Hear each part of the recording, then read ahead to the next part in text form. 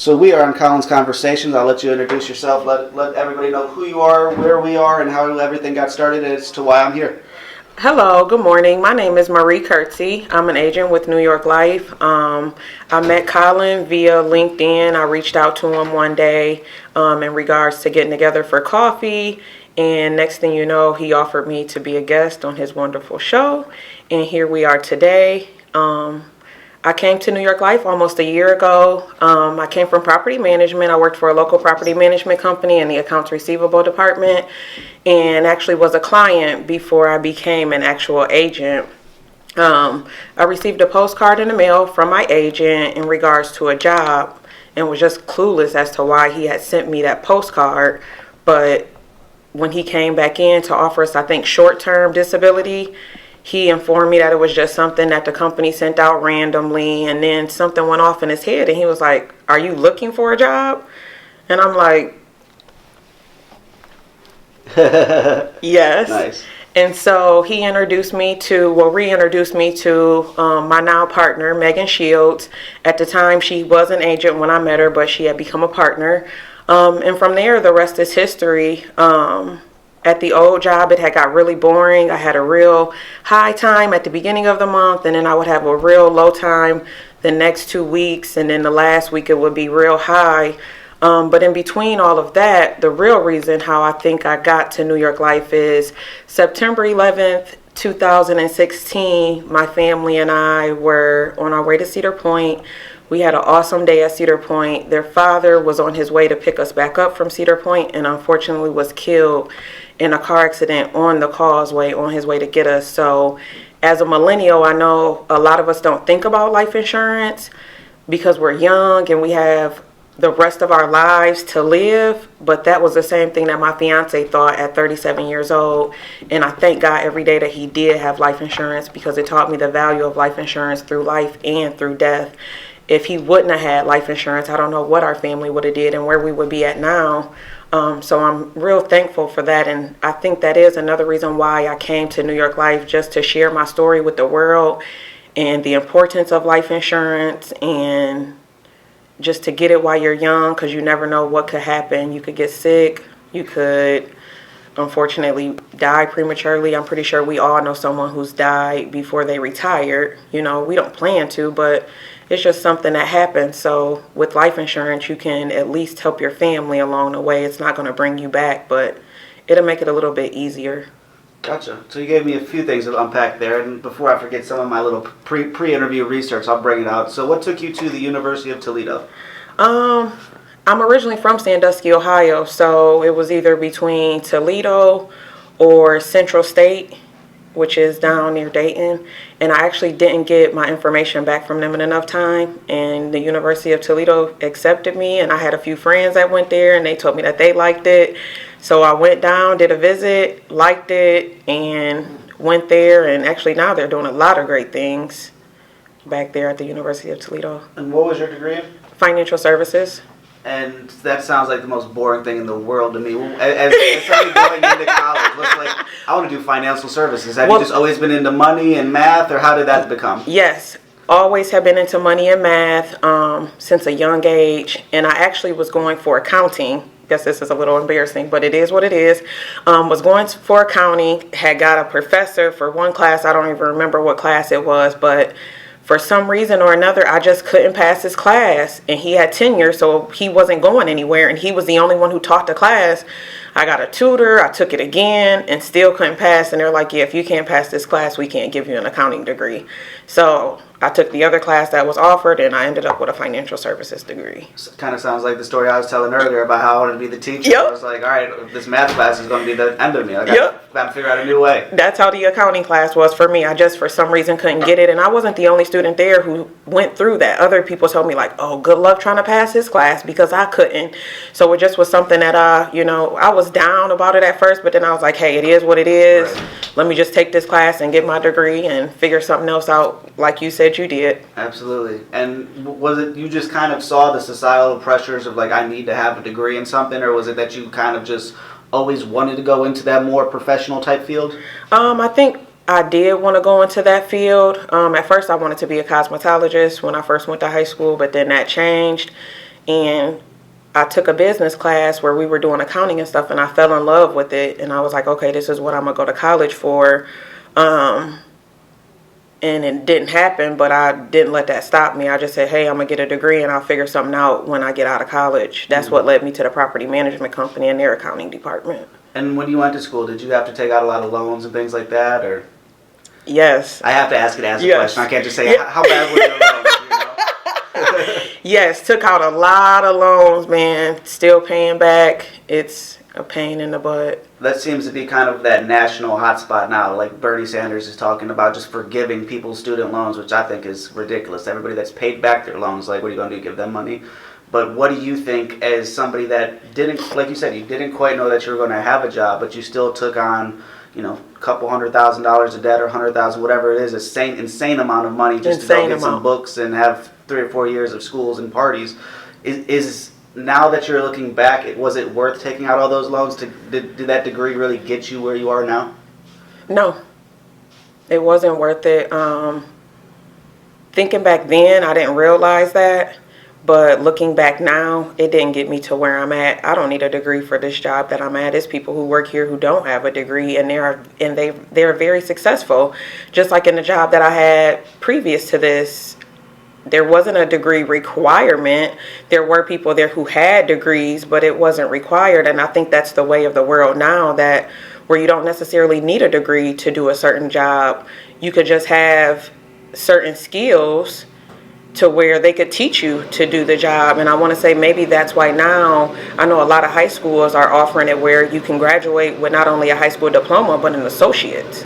So it's like, thinking back on my generation, the older millennials, like if we would have had something like that, I think a lot of us wouldn't have as much debt, and some of us probably wouldn't even have went to college after getting that associate's, because it's a lot that you can do with an associate's. You could have a trade and still be successful without going to college and spending hundreds and thousands of dollars that you're going to worry about how you're going to pay back. Right.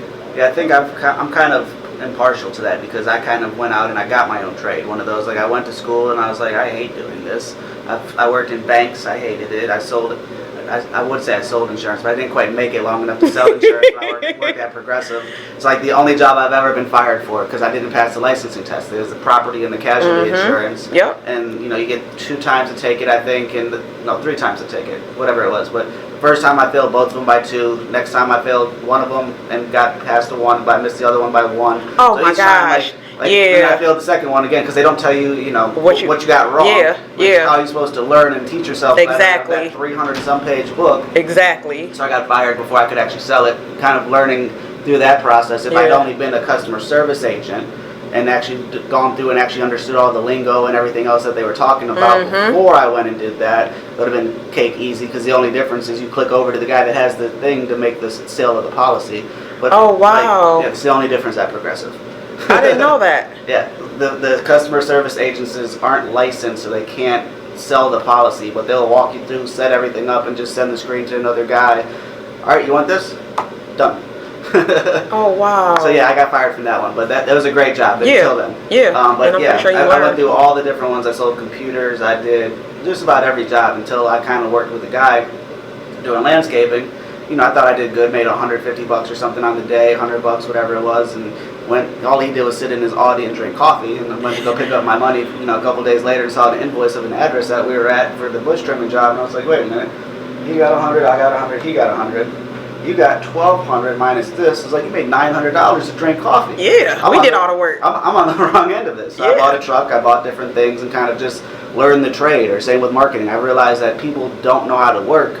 Every year I'd go through landscaping and kind of hire another 1 or 2 guys on, going everything from valedictorian to felon to retiree, and nobody really knows how to work, and if they do what I do and go start their own thing. Yep. So kind of realizing that I couldn't really scale what I was doing there, but I'd always done all my own marketing, all my websites, my flyers, business listings, all that. So let's get rid of the labor and all these machines that I had to learn how to fix throughout the years, and get this camera, that camera, got a laptop, and kind of just take that and learn and teach people what I've learned to keep me in business for 10 years. Yes. Because why have to go, like you said, get $100,000 worth of loans where trial and error, I guarantee 9.5 out of 10 people, if you could take 100,000, put it in loans or trial and error plans. Trial and error all day. I'm going with trial and error. Trial and error. Absolutely. And it's crazy to me how a bank will give a student loan like that. But you want a business loan? Ooh. Good luck. It's a whole different ballgame. Good luck. You know? I don't get that either, because it's like if you have a business plan and you have a business model and you have a mission statement and all of that other good stuff, and they may not know the skills that you exactly have, to me you should be able to get a loan. Right. Whereas you're 18, getting ready to go to college, know nothing about the world. Right. Some people know a little bit about the world. Some people know a little bit about money and about credit. But it's like, oh yeah, here, take this money and go and get this so-called education and pay us back when it's all done and over with. And it's like, okay, with what job? Right. With what career? You know, how am I supposed to pay you back? The degree that I got is not being put to use. And before I actually started in property management, I worked at the BMV in Sandusky. No degree required, high school diploma, and that's it. So it's like, and that was shortly after college. So it was just like, okay, what do I do with this piece of paper? Right. What was it like working at the BMV? I only know the BMV from the other side. What's it like on the other side? I think it was great. I was in a city where I was from, so I knew a lot of people. It gave me the opportunity, like I think I seen all of my teachers from kindergarten through my senior year except for 2. And then I got to see other people that I never had seen, well, that I hadn't seen in years or something like that. A lot of people complain about it. They think it's a bad job. The only bad part I think about it is that it's not a state job. That's so you weird, don't get the state benefits. The deputy of that BMV, they own that BMV. Mm-hmm. So you work for them. You don't work for the state of Ohio, unfortunately. And to me, that was the only downside. You didn't have a 401k. You didn't have any really good benefits. All you had was health insurance, and that was pretty much it. Got But it. other than that, I thought it was fun. I learned a lot and got to meet a lot of new people and got to see a lot of old people who I hadn't seen in years or decades. Right. Yeah, I only learned that like a year or so ago, that it wasn't and it like dumbfounded me. I'm like, wait a minute, like all they do is state sanctioned work. Yep, a lot of people think that it's a state job, but it's not. You work for the deputy who owns it, unfortunately. That's crazy. Yeah. And then growing up in Sandusky, Cedar Point every day, or what's it like living that close to a place that people come from all over the world? As a teenager, it was real fun because you got to meet different people, and like if you were going to the hotels to go swimming and stuff in the summer, you would meet different people. I want to say maybe my early teen years, I went a lot in the summer, but after that, it was like, okay, it's old now. Kind of like it's in your backyard. It's Yeah. It's not like that seasonal one time a year trip where you're driving up there or whatever. No, but now I can't say now it's even like that, just because I have kids, because they're used to going now, just because, you know, we had the platinum passes in 16 and we only went back, we didn't go back at all in 17 just because they were okay with it, but it was real emotional for me just because that's where their father was killed at on that causeway. Like, driving to Cedar Point isn't bad because that was the last time that we were a family, but it's like driving from Cedar Point, like just remembering that day, remembering like we didn't have a family after then, our family had been torn apart. But then last year, excuse me, we did go last year a couple of times and haven't been, excuse me, haven't been this year at all either. But like I said, it's something that they're like, oh, okay, Cedar Point, you know, it's not like, oh, we're going to Cedar Point. Right. So Kings Island and other parks, yeah, but Cedar Point, unfortunately not. Nice. And let's kind of take something you put there. What advice do you have for other women or other families that do lose a loved one before, you know, not that it's anybody's time, but before you're ready to let them go? What helps you through that grieving process and things like that? For sure, God and family and friends, and then just coming into the realization that everything happens for a reason. I might not understand the reason why, but it happens for a reason. Like I said, I think that's what brought me here. And for sure, in the last 3 years, I've seen a lot of growth in myself that I don't think I would have seen. Not saying that he was holding me back or anything, but going through that process changed me in a lot of ways for the good. In the beginning, maybe some for the bad, because I didn't know how to deal with a lot of my emotions.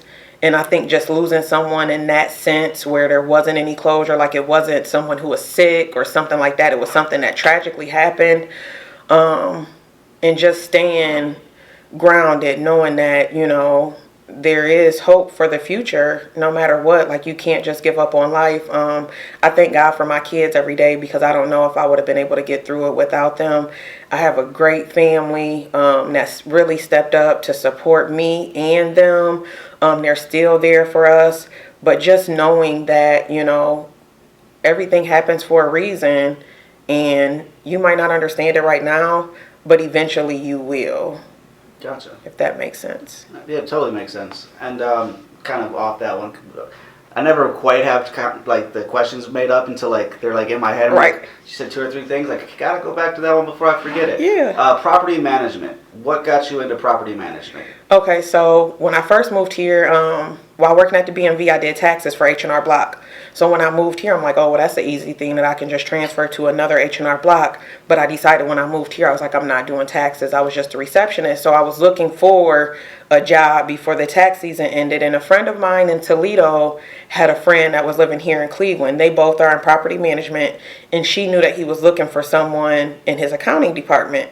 And so I was like, I really don't know a lot about property management. I don't know if that would be something that I would want to do. And she was like, just go to the interview and meet with him and, hear about the job and then go from there. It's not something that you have to do. Went to the interview. Me and him clicked really well. I didn't end up getting a job in the accounting department. I ended up getting administrative assistant. But 3 months later, I did go to the accounting department. I enjoyed it. A lot of people say that it's a cult. Like, once you get into property management, you don't get out.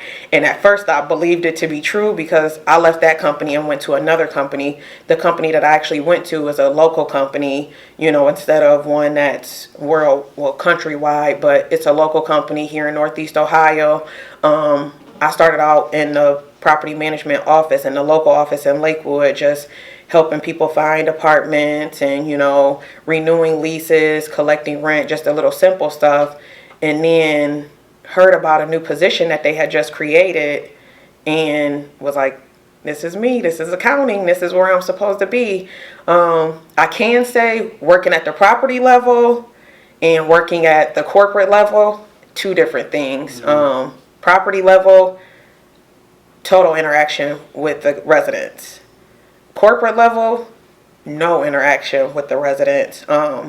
I enjoyed both ends, but I want to say I enjoyed the corporate end a little more just because I was back in accounting as opposed to the day-to-day of, doing marketing ads on Craigslist or apartment guides and things like that. I was back into doing what I love to do. So it was like, why wouldn't I take this opportunity? I think it's a great field. It's growing. I don't see it going anywhere. People are always going to be looking for somewhere to live. And I think it's more of a personal touch when you have someone showing you and telling you, just like with a real estate agent. You have someone showing and telling you as opposed to going online and say, oh, I can take a virtual tour of this place. Like, you really don't get to see it for what it's worth like you will in person. Right. Have you ever heard of the service Fireball Approves? No. Tammy Sorrento, she was on the podcast, 10, 15 episodes ago, but she's kind of on the other end of that. What they do at Fireball Approves is they specialize in Craigslist rentals. Okay. Like nurses and college students and people that are going, looking to relocate and rent or vacation and rent type things. Oh, okay. And they kind of go and do all that back leg work of making sure that the person that says they're the property manager is who they say they are, making sure, that it's actually for a rent apartment, not just like somebody's address and things like that. Which I think where you said that property management isn't going anywhere, I feel people like her are going to really blow up, once, people, especially if you're sending your kids to college away and you want to get that, something doesn't seem right and they kind of just send them her way or whoever is doing that service that way just to get that kind of one removed perspective of like, all right, everything seems like everything's in order here. Yeah, because that is when I worked on a property level for the last company in Lakewood, we did have a lot of people who were getting ready to come and go to Case or Cleveland State, and they were from other states. And it's like, yeah, I seen it online and I'm talking to you, but how do I know that this unit that's online is the unit that I'm going to get and it's not just some show unit that you lure people to? So they did sometimes have, if they had a family member here, they had a family member come, take a look at the place, and basically do what that lady is doing to make sure everything was legit and it wasn't a scam. Because there are a lot of scams out there where people are saying they have things for rent, and it's not really what it is. And from both your property management experience and your insurance experience, is there a kind of any go-to rules to spot a scam of somebody that's trying to take your money when you're signing up for those big life things like insurance or housing? Housing, I would say, with just like with everything else, yes and no. Just because some people just think like, oh, I'm in the Cleveland area, you know, it's people who want to go to Case, it's people who want to go to Cleveland State, you know, and they're coming here from another state, you know, maybe I can lure them in by showing them this really nice unit that has all of these updates. But then when they come here to visit, you know, I'm showing them that same unit. But then when it's time for them to rent, they're actually getting a different unit. And that's happened before too. With life insurance, yes and no. I want to say no because this is the only company that I've worked for. I haven't worked for another life insurance company. But there are people out there who are only out there to make money. They'll call you and say, hey, Colin, you know, I just was taking a review of your policy and, you know, you should add this to your policy. And then you're like, oh, okay, you know, that sounds good, you know, and you may not know a lot about insurance. So you're like, oh, okay, you know, well, what do I do to add it? Oh, it's going to be another $50. And then you're like, oh, okay, well, I'm only paying $50 now, so maybe I could afford another $100. And then the next couple of months, they're calling you again and say, hey, you know, just found something new for you, Colin. You know, it's going to be another $50. And then you're like, hey, you're only calling me when you want me to spend money. You're not calling to see if anything's changed with me, to check on me, to see how I'm doing, to see how my business is doing, anything of that sort. You're just strictly calling me for money. And sometimes those are the policies where someone may think that they have life insurance and they may only have accidental death insurance. Gotcha. So there are companies out there. I'm not fully aware of all of those companies, but I've heard other stories from other agents who've worked for other companies and also other clients who have been with other companies. And like you said, I think a lot of people, that's why they don't like insurance, is your typical thinking of what that interaction is hey, I want you to give me more money. Hey, I want you to give me more money. Oh, you need to file a claim? Yeah, you're not covered for that. So what do you as an agent do to help kind of not only build the personal rapport with your potential customers, but also educate them on what they're doing or what you think they need? Well, we have a process here that we go by and everybody tweaks it to make it their own. I first just start off by introducing myself, you know, telling them how I came to New York Life, telling them my story, and then sharing information about, you know, New York Life, and then walking them through a process saying, hey, if this is what you're interested in, you know, this is all the information that you'll need. I'll bring back some more information for you to make a final decision. And during the whole process, I'm asking them, you know, does this make sense to you? Are you comfortable with this? Do you understand this? Just to make sure that they are on the same page, because I believe that there are a lot of people out there who don't know what they have because their person has only been transactional with them.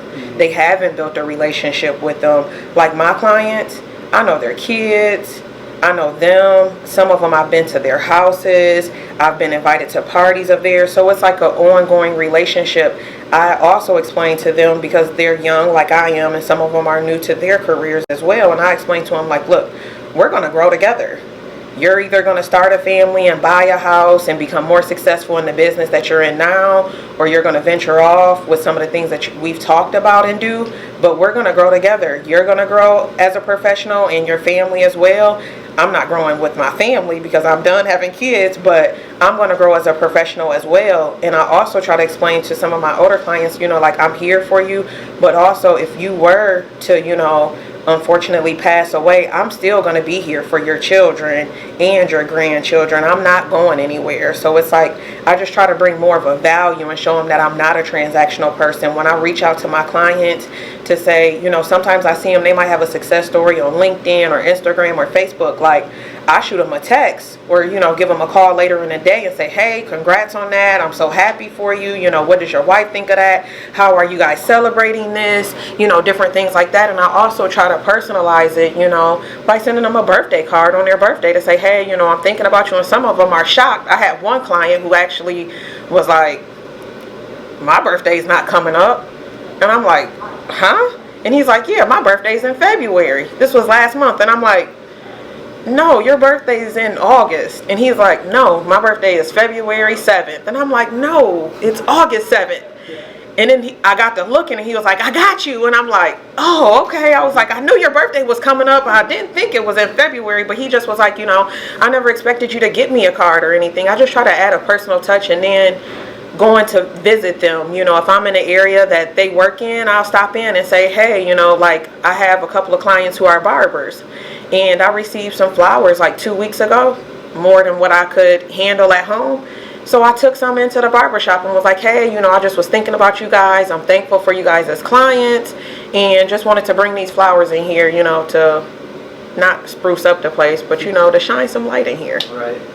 I think that is a lost art, not just with insurance, but I mean, even myself in business. Like, I think with landscaping customers, I think, new customer or big job, send them the thank you or whatever. But, a lot of people are so used to that digital thing that they're like, oh, well, I don't need to send a physical thing. But when you actually get that card that you have to open and pull out of the mailbox, you're like, oh, this cost them a couple dollars and 10 minutes of their time, but I'm not going anywhere else after that. Yeah, and it's like you're actually building a relationship with them. You're not being transactional with them, just calling them when you want money from them. You're actually showing them that you're thankful for them as a client, and that you appreciate the business that they've given you the opportunity to do with them. Have you thought, it kind of is against that but kind of blends with the modern times, have you thought of making like a Facebook group of just your clients? A Facebook group of just my clients. So that way kind of you could build that community of, hey, we all have this common link of this is our life insurance agent, and all she does is try to help build me up. Let me help build up the other people and kind of make it a full online community. No, I never thought about that, but that is a good idea. The reason I say so is group posts and Facebook particularly get far more organic reach than anything that you could put up as either a person or a company. And then it also kind of builds that, like you said, if you have a customer that's a barber, an electrician, a plumber, blah, blah, blah. All right, well, this person is vetted out by you, so I trust her. So kind of building that network of we are kind of building together. As you grow, I want to bring everybody else with me, whether it's a Facebook group or, I mean, there's a million different mediums, but kind of, and again, I don't know, kind of with the personal information thing of how, but if you're going and seeing people, it seems to me like an easy way to kind of bring 800 people together as one, and it's my community, whether it's LinkedIn, Facebook, just something to keep in mind in the books. And on that social media, what is your favorite social media tool for either personal or business? I would have to say LinkedIn for business. Up until I started working at New York Life, I hadn't really been active on Facebook or Instagram. Not active on Instagram for New York Life, but just active just because I was in the process of looking for a job, and I seen that that's where a lot of my attention was going, to Facebook and Instagram. And I said, you know what, I'm gonna just deactivate both of these, remove them from my phone. And the time that I would spend on there, I basically got on Indeed. That's how I ended up at the last property management job. But for personal, I would probably say Instagram, just because I can post pictures of me and my children. But business, for sure, LinkedIn, just because I think that that's a way for me to build my brand and help people realize that I'm not just a connection. I'm not just the description that's on there about me. I'm more than that. I am a person, like the conversation that we had before this started, just getting people to realize that. And that was one of the reasons that I reached out to you, because I'm like, hey, I want to get to know my connections better to see if I can be a resource to them, or if they can be a resource to me, or anything in that sort, because I think that's what it's about. It's a networking platform. And it's not just, oh, I have 5,000 connections and, I'm this big person. But it's like, do you know any of those connections? Do you have an authentic relationship with any of those connections? And what I've learned since I've been doing that, which has been probably the last 5 months, I've actually been able to connect people. I went out and met with someone and they say, oh, I do this. And next thing you know, I meet with someone else who needs their service. And I'm like, you know what? I just met somebody off of LinkedIn who can help you. This is their name. Here's a I'm going to send you a picture of their business card, and you two should connect and get together to see how you two can help each other. And I think that's what it's all about, building actual relationships. Yeah, like you touched on that nice little piece there. People see, you know, a 10,000 follower or 5,000 follower, and they're like, I made it, I got 5,000 people. But if you have 5,000 people and you sold, what good does those 5,000 people do? Or, you know, if you got 10,000 people on Instagram, but your engagement is 15 likes on a post, like, do you realize how actually that makes you look worse? Or the musicians that I work with, there's a big thing now of people paying for streams, which I see why and I see why not, but like it's the same thing too. Is like you could fully tell the people that are paying for streams, or paying for likes, or paying for followers. Yes. And I could see why, because it makes, if I'm looking at your video and I'm like, oh well, shit, 10,000 people have already seen this. Maybe I should check it out. Right. You kind of that like you want to follow the leader type thing. Yep. People are doing what other people are doing. There was a guy that wanted to be on the podcast. We won't name names because I don't remember his name. Otherwise, I thoroughly throw him under the bus.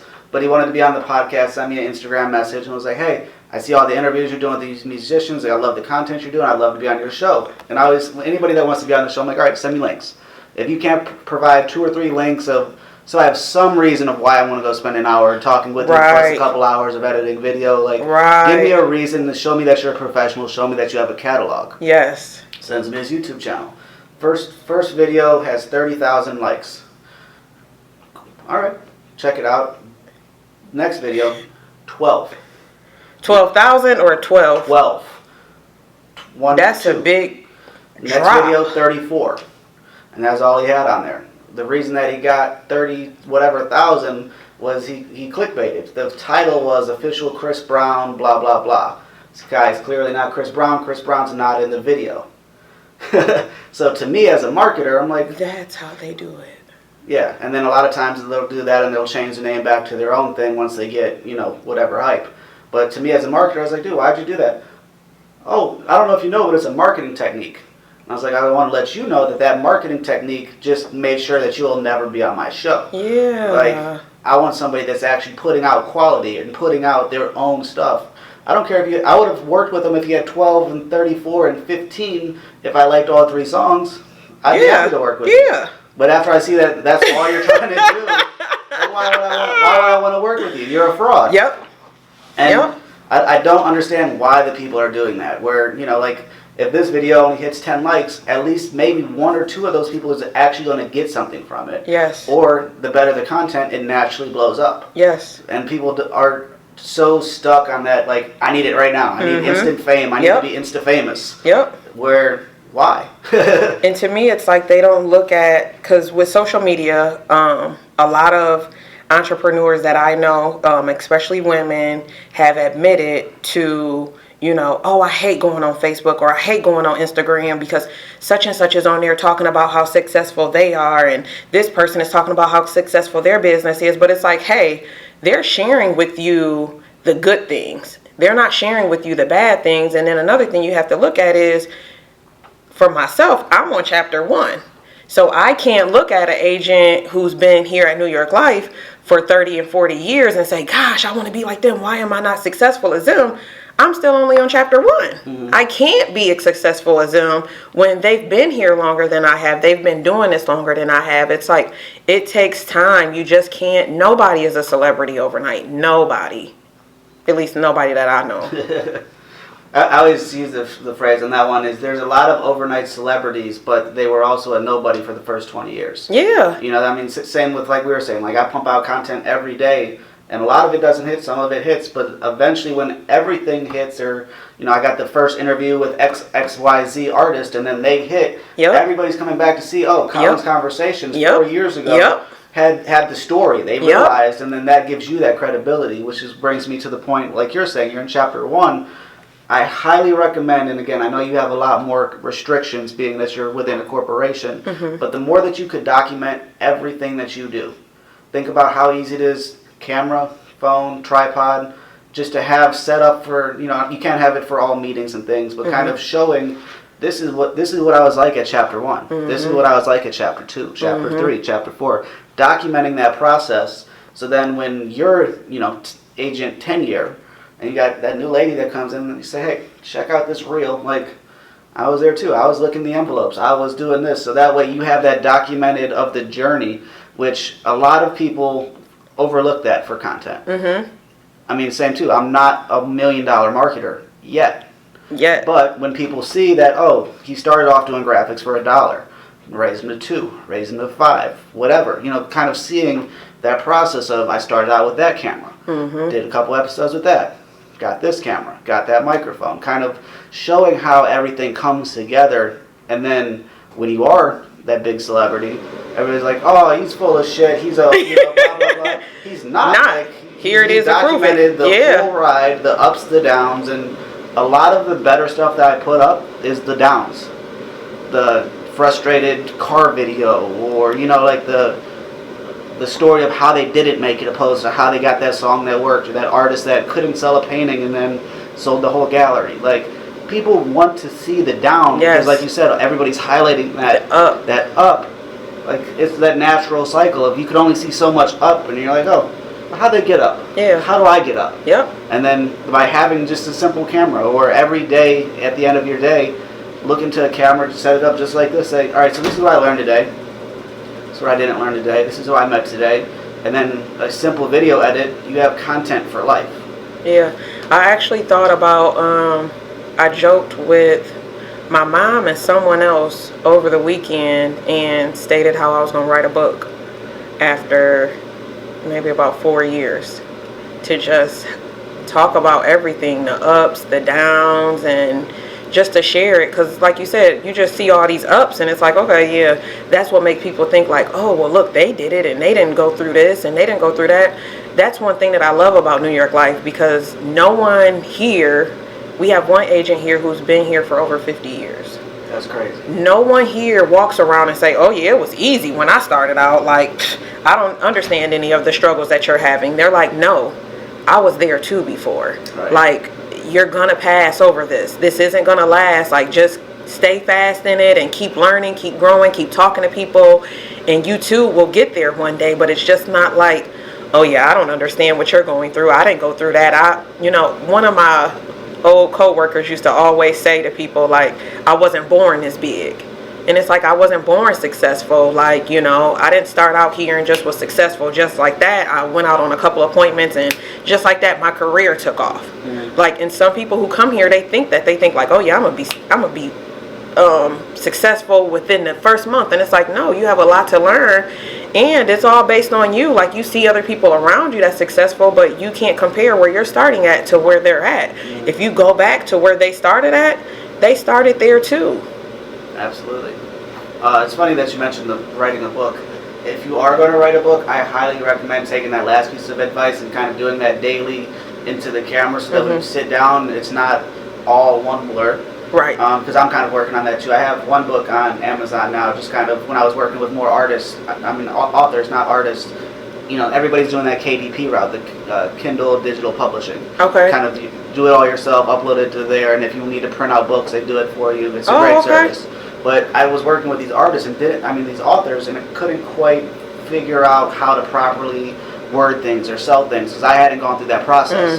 So one day during the winter, I went and did the full Google Analytics certifications in a weekend, which is a ton of videos, a ton of reading, blah, blah, blah. You take a test and then you get a little thing from Google that says, this guy's certified in doing analytics. Again, I needed that to kind of, if I don't have a full-on 4-year degree in marketing, here's my YouTube certifications, my Google certifications, like, here's all these other little pieces. So I took all the answers to the test and made a study guide. Quick little graphical thing, put it up on Amazon. I've sold 55 copies of something I don't ever talk about and I don't ever push.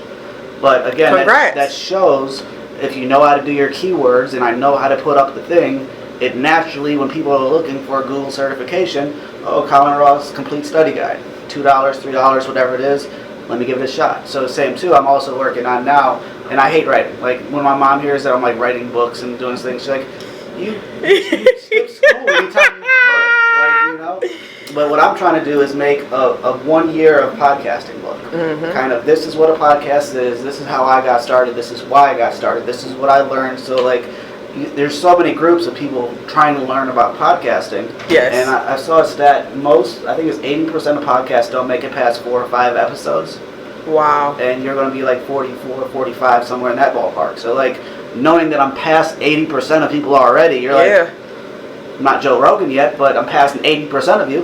You know, so kind of taking that as that, this is all the time that I put in here, this is what I learned, or going off different footage. And oh, well, on this one I didn't know how to keep a fucking camera steady. I bought a tripod. Or this one was this, or, you know, kind of just teaching the lessons that I taught in 1 year, putting it in a book, and then at the end of, once I make that, at the end of every podcast or on a blog, check out this, check out this. Yep, and I like how you keep saying yet. Yeah, you keep, it's... Most people don't say that. You have to be an optimist. Yes. Like, you can't just be like, well, it's hard. I don't want to do this anymore. Like, it doesn't work that way. Like, even my wife would be like, you put so many hours into this and you're not making that much money. Like, you still have to go landscape all day. Like, I'm going to leave here, I'm going to go cut yards and move mulch, but you have to hustle. You have to keep moving. Otherwise, you're going to stay still forever. Yep. Is how I look at it. Yep. And a lot of people will see, you know, you're spending all this hours and money and stuff on this, but like you said, you spent $100,000+ on school and you're not using it. So if I spend $700 on a camera, I'm way ahead of the game, you know? Way ahead. And, you know, kind of same too. Like yesterday, I finally figured out how to put the like the audio bar, like the equalizer on the graphic. Yes. That's such a simple thing, but after like trying to figure that out for 2 or 3 days, and then finally finding that right tutorial of like, she made it that easy. What's wrong with these other 10 people? They made it seem so difficult. Right. But then, as soon as you get that one level up, you know, as soon as I figured that out, the first thing in my brain, go make a graphic. This service now available. Yep. I know how to do it now. Yep. I can make them multicolored. I make them all different things, and kind of same like with the different graphics. Each episode gets a little bit more better produced because I'm learning, talking to different people, and putting it all together. And like you said, building that network. A lot of the music that's going to be in this one is going to come from Scuff Mix Son, Dirty Backpack, and 3 or 4 other artists that have also been on the show. Using that whole talent pool. Yes. Why pay for music? Let me help promote you. Yes. You know, get you out to a whole different thing, and that's why, like I said before too, I'm not going with the same niche. Why not tell business people this guy makes music? Business people listen to music. Sure business do. people read books and art, and everything ties in together. And it takes it to the different platform, and it allows me to kind of, this is what a musician post should look like, but this is what a New York Life post should look like. And then when you look at this, you're like, wow, you can figure out all angles. Yes. So it's one of those, that's why it's yet, you know? Did I know 4 weeks ago? Well, I did with this one because I already took the set up. But, you know, I mean, like, normally it's like, all right, I got 3 or 4 days to prepare for an interview. Let me do a little bit of research on them so I know what I'm talking about. But also, like, do you know who Nardwar is? No. Gotta watch Nardwar. He's like the most insane interviewer ever. He's from Canada. There's a lot of musicians, a lot of everybody. But this guy, like, he'll know what you ate for breakfast when you were 5 years old. Like, that's how thorough he is. Wow. This guy is with his stuff. Like, every interview, they're like, how'd you know that? And his response is, you're such and such. We have to know that. And I'm the interview guy. And it's kind of, I like to know about you, but I like to leave it open. Because if I come in here with, tell me about insurance. Tell me about how did you decide to wear that shirt today? Like, that's boring. But, like, to have a couple key points and kind of know a couple, or once you say something, like, all right, run that back. Like, I hear a clip in that. Like, you kind of start to learn, like, all right, she's talked for 1.5 minutes. This is now an IGTV video. This is a 45-second, that's Instagram. This is 5-minute rant, that's LinkedIn. Like, kind of already processing in my head. Yes. While we're having this conversation. Yes. Where to take stuff to. Yes. And within that, let's actually get on topic and kind of wind this down. I want to learn as much as we can in this interview about life insurance. We kind of touched on a little bit of things, but to me, it's the earlier in life, the better to get life insurance. Yes, for sure. The earlier, the better to get life insurance. Me, myself, I have insurance on my 2 children. My daughter is 11. My son is 6. I had insurance on them before I came here to New York Life. Just because it was cheap, and at the time 4 and 7, no, 4 and 8, 4 and 9, I can't add today, 4 and 9, and the premiums that I pay for them, that'll be the same premium for the rest of their life. It will never go up. They'll always be insured. Now, when they do get older and start a family and things like that, they can take on more insurance, but for right now, they have a whole life policy that's locked in and secure for them. Another thing to think about, it's unfortunate, but a lot of kids get sick at a younger age, you know. I met someone who, you know, had been diagnosed with leukemia. I actually went to school with a kid who in 4th grade was diagnosed with leukemia. So it's like at that point you have to wait until you're cancer free for so long before you can apply for life insurance. And then just thinking about adults who, you know, maybe had a sickness when they were a child and it was overlooked for some reason or another, and then they're an adult and they go to get life insurance and they're told, oh, well, the medication that you're on prevents you from being covered for life insurance, or your weight prevents you from being, you know, turned down for life insurance, or a pre-existing condition that you do have now prevents you from getting life insurance. And then it's cheaper when you're younger, and who doesn't love to save money? So it's like, why not start now? And the same goes for planning for retirement. You know, the longer you wait, the less you're going to have. Right. The longer you wait for life insurance is, you know, then you have to worry about things happening to you and you not being able to be insured, especially if you have children, you know, that look up to you and who rely on you. If something was to happen to you, they would need that life insurance, and that person who's going to take care of them would need that money as well. So that's why I think it's important to get it while you're younger. And then also, if you're starting a family or if you just purchased a house, you know, if something was to happen to you, what's going to happen to that mortgage? Is your family going to be forced to move away? Or are they going to be forced to sell the house? Or is the house going to be let go? You started a career and, you know, you make a certain amount of money and you plan on marrying someone. But what if something happens to you prematurely? You know, and that person is relying on your income because you guys are starting a family, you know. How is that person supposed to keep on going without having to, you know, put the kids in daycare and go out and get 2 or 3 jobs just to make ends meet? Gotcha. And what makes your company the one to go to? Because it sounds kind of like what you said there. It kind of sounds like it's just that formula of like, the more likely you are to die, the less we want to deal with you. What makes New York so the company that people should choose, if that makes sense?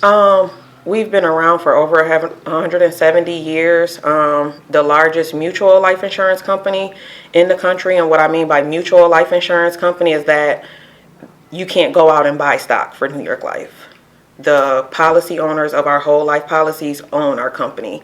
So we're not interested in the next 5 years. We're interested in the next 10 to 20 to 30 years. We're looking at things for the long haul. And with all of that being said, a lot of our policies offer things that other policy holders at other companies don't offer. When you get a term policy through New York Life, you can get it when you're 20 years old and you can get one of the best ratings. And then in 20 years, when you're ready to convert that, you could have a sickness. But guess what? You're still locked in for that same rating that you got 20 years ago. Whereas with another company, once that 20-year term is up, it's up. It's no converting. It's no keeping it, you know. So other companies are kind of like the cable company of the insurance. And we're going to say, hey, come check us out for that introductory time. And then after that introductory time, it's like arm and leg time now. Yes, arm and leg time. Or with some people, I've heard stories while being in this industry where other insurance companies haven't paid out. Mm-hmm. You know, it's been years and they haven't paid out a death claim, or they're investigating something. They're trying to go back through questions that were asked to see if they can find a loophole to say, oh yeah, we can't pay out that death benefit because you were a smoker. Yeah, something like that. And it's like, well, at the time, the person who, the field underwriter, which we are when we go out and we talk to different clients, because we're supposed to find out all of this information. Why didn't they find out that this person was a smoker? How did they not know that this person was a smoker? Or did they know that that person was a smoker and just said non-smoker? Mm-hmm. So then when something does happen, you know, you can't do anything. And I actually went out on an appointment with a lovely couple that I met. They live in Medina, and the husband couldn't believe. He said, if something was to happen to me in a month, what, my wife wouldn't get all of this money? And I said, no, she would get the full death benefit if something was to happen to you in a month. And he said, she wouldn't just get part of it? And I said, no, she would get the full death benefit as long as you didn't commit suicide.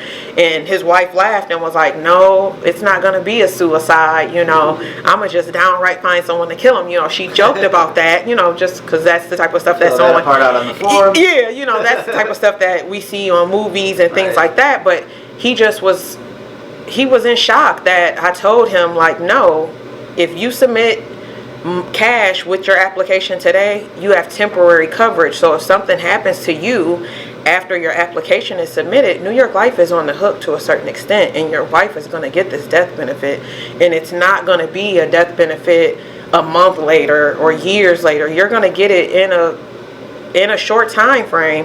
And another thing that brought me here was through the situation that I went through when my fiance passed away. He worked for Ford Motor Company, which everyone knows, Ford Motor Company, but no one came out and talked to us. I got a check in the mail, plain and simple. Opened up the mail, here's a life insurance check, and that was it. As opposed with here at New York Life, an agent is going out to talk to that family, because this is someone that they've built a relationship. They know that person. It's not just, oh yeah, such and such's husband or wife died, let's mail them out their check. No, it's like we go out there and see our clients and their families, and sometimes it's agents. I've heard stories where agents have went to the hospital when they found out, such and such is getting ready to pass. They went and sat with the family, not just saying, oh, well, yep, here's their death benefit, drop that in the mail, they'll get it. No, we actually go and be with our clients and show them that, we're still the same person that we were when we first sat down with you, or when we first sat down with him, to go that extra mile, and just to show again that we're not transactional. Right. We're human beings who care about the people whose lives we're being trusted with, and things of that sort. And I forget the term you used, but I think you said one was accidental death. Like what different types of life insurance are there, and is there like one that's like a blanket, one size fits all? Everyone is different. So for sure with term, that's something that's temporary. It's like the if insurance. So when would I get term life insurance? That'd be if somebody's getting, you think somebody's going to get sick? No, it would be more like, someone starting a family, just because it's larger amounts. Gotcha. 100,000 up to $1 million, and you can get that for a reasonable rate. Someone who has small children, if something was to happen to them prematurely, their spouse would then be able to continue to provide for the child or children until the age of 18, when, kids rely on you the most. But then I have clients who don't have any kids, and they have term because they know that one day they are going to have a family, they are going to buy a house, and they're going to need mortgage protection. Where on the other hand, they have whole life because it can be used as a savings vehicle. That premium is locked in for the rest of your life. And going back to the if insurance with term, if someone dies with term, they typically died at a young age. Whereas if whole life is for your whole life, it doesn't have an expiration. The only time it does expire is when you unfortunately do pass away. I think it's better for younger people to have term, because majority of the younger people that I know do have children that are under the age of 18. So like I said, that money is there to provide for them. I also know older people who have term along with whole life, because if something was to happen to them, if they have a younger spouse, and they pass away before that spouse can get their Social Security, that life insurance money can fill in until they have reached that Social Security age, and then they can draw off of their spouse's Social Security. Gotcha. How long in a typical meeting does it take for somebody to understand all that they're getting? I think you seem like you do a very good job of explaining it, but is it something that people kind of it just seems like all insurance is one of those, it's hard to wrap your head around all of it.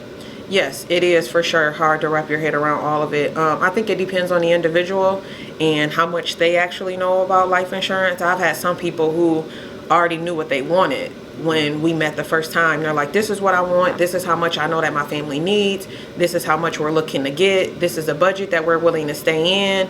And then I have other people who, I had one guy who I was talking to, and I wasn't using any big terms or anything. And he told me, dummy it down for me so I can understand all of this of what I'm getting. And I respected that, because a lot of people, I don't know if you know people like this, but I know people like this who may be ashamed or embarrassed to admit that they don't understand something.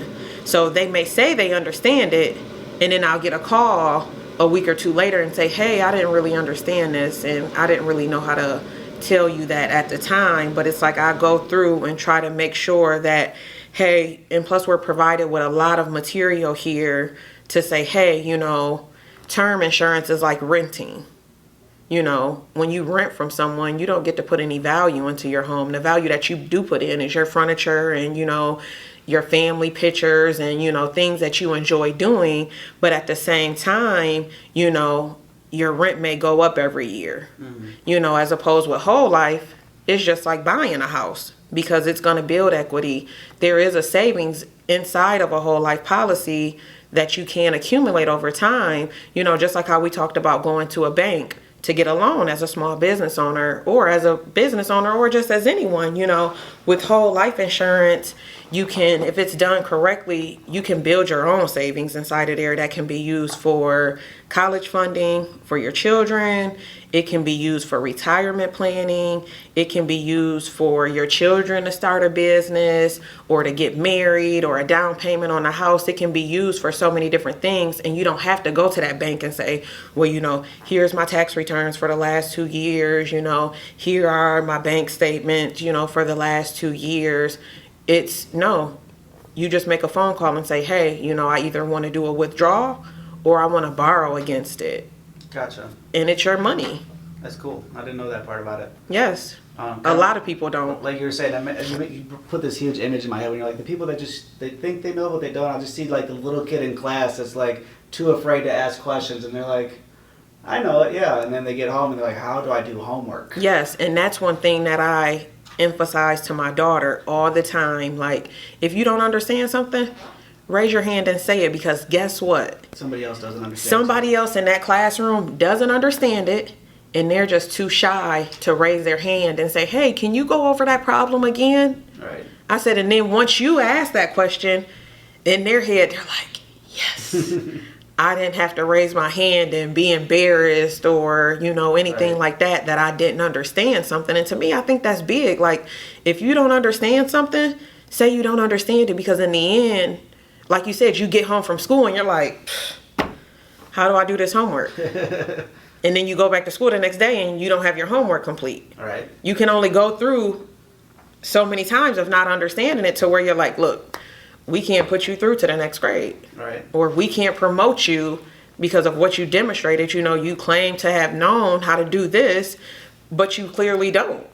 And I think it's a lot of that going around nowadays. People just being ashamed or embarrassed to admit that they don't know something or they don't understand something because they're afraid that someone's going to judge them or look down on them or just feel a certain type of way. And it's like, hey, be true to yourself, because at the end of the day, it's going to be you who's doing everything. Nobody else. Colin can't do my homework for me. Whoa, Colin can help with homework. Whoa.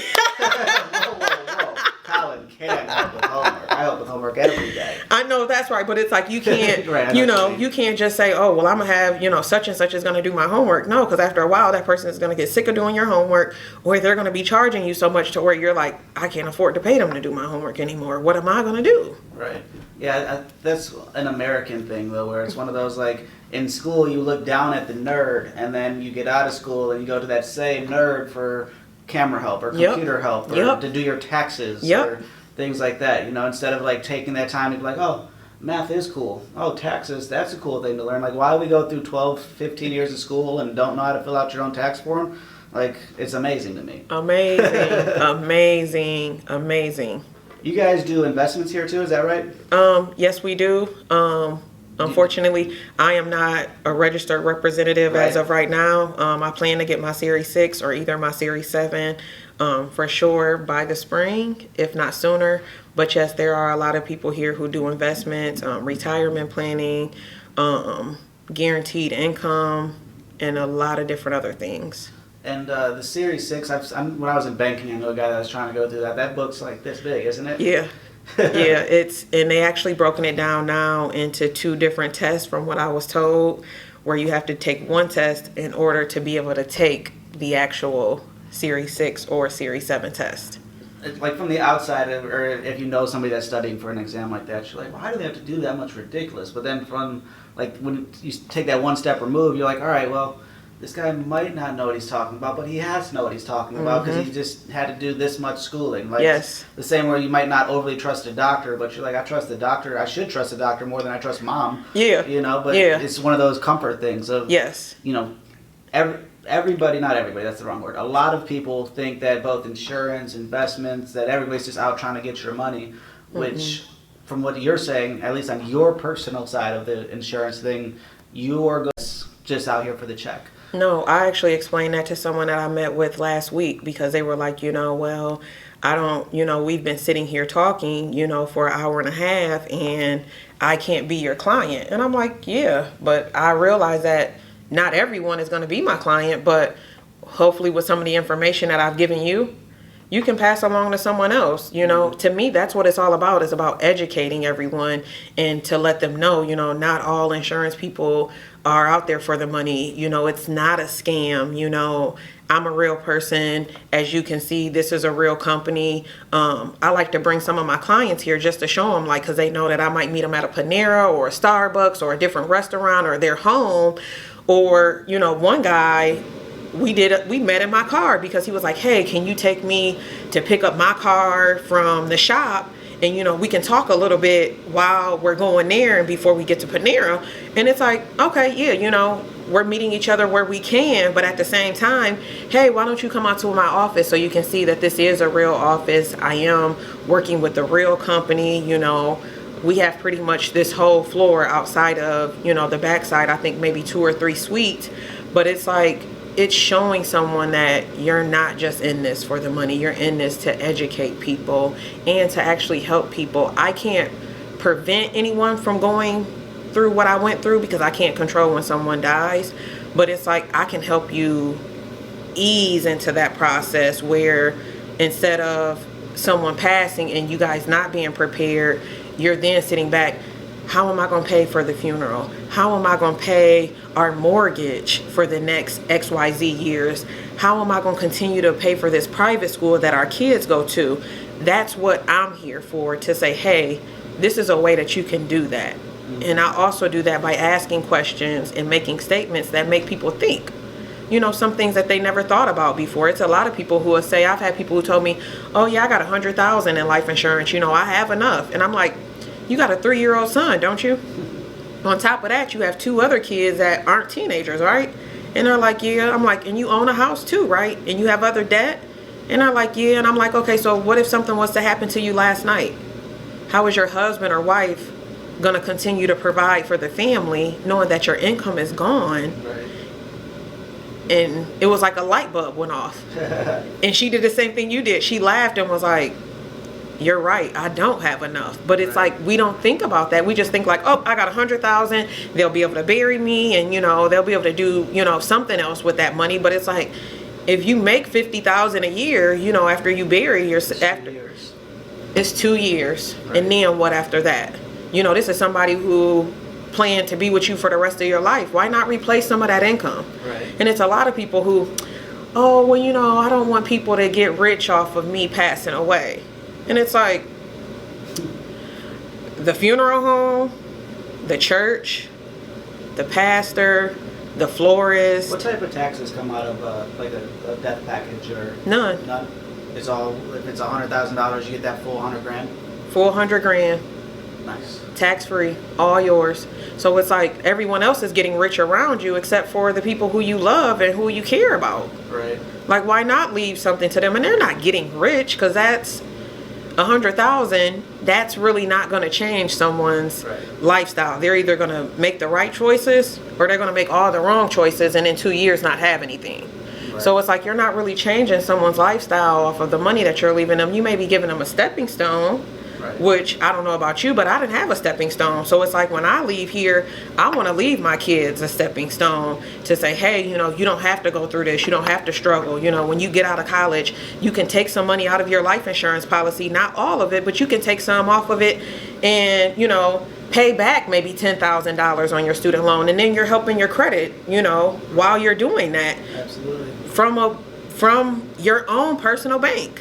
Not going to a bank saying, hey, I need to get a loan to do this or to do that. No, you can pull money right out from that policy. And I actually, when I first started reaching out to people on LinkedIn, There was a guy that I reached out to and met with him. He's now in banking, but he explained to me that he used to be an agent, and he said when he had down times and he still needed to provide for his family, he went right inside of his whole life cash value and pulled money out and said, okay, I got money for the next month.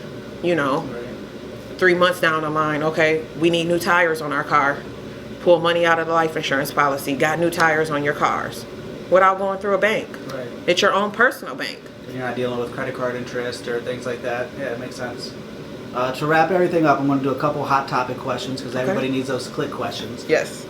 We're in a very big, nice corporate office, and I see at least 2 tattoos on you.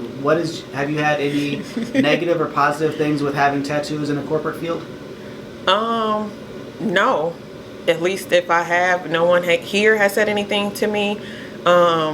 And working for the corporate office that I worked for before, after my fiance passed, I actually got this tattoo, which I was advised by my grandmother not to do because I work in the business world and that's frowned upon. But I just feel like now a lot of places are changing and they're embracing people for who they are. You said you seen 2 that says peace. I got this after my fiance passed. These are my kids' names. These were supposed to be M&M's because both of their names start with M's, but the guy didn't really do a good job. But it's like I haven't seen anything. I know a lot of other people who work in the business realm. One of my old bosses, he has tattoos, but he wore long sleeves every day. Mm-hmm. So you never knew he had tattoos, but I haven't received any, That's awesome. If you do need to cover up an episode, I don't know, 6 or 7 before you, Ove Mendoza out of Akron.